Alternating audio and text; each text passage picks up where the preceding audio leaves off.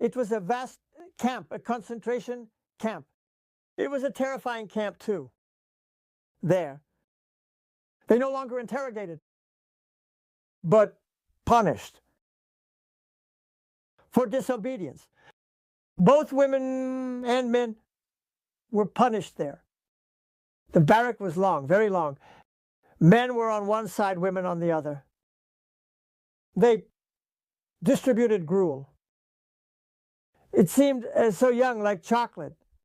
I don't know how long we stayed in this camp. I won't say.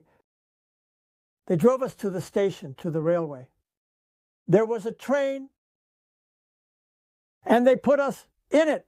If normally 20, 30 people would fit, they crammed us in 150, 100, like sardines in a can. Whether they would get us there or not, they didn't care. They wrapped the windows with wire.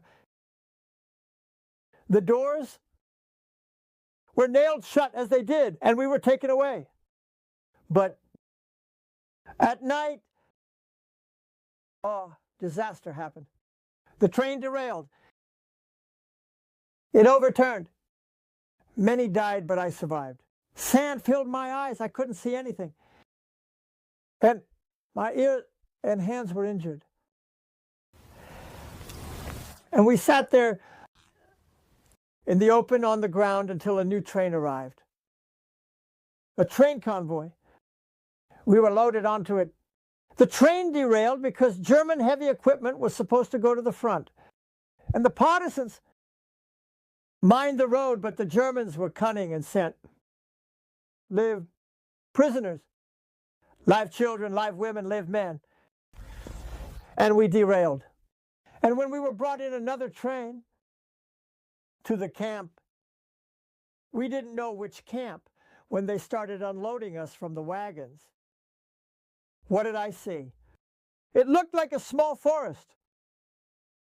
Germans standing, guards and German shepherds, and a fire like a candle, a bonfire. And nearby another train arrived, a train with Jews. These Jews were also being unloaded from the wagons, and the mothers were carrying small children in their arms. They were all so beautiful with curly hair. These children were snatched from their mothers and thrown into the bonfire. The mothers who ran after these children, screaming, were stabbed with bayonets into the bonfire. There was a terrible scream, a terrible howl, a terrible cry, a terrible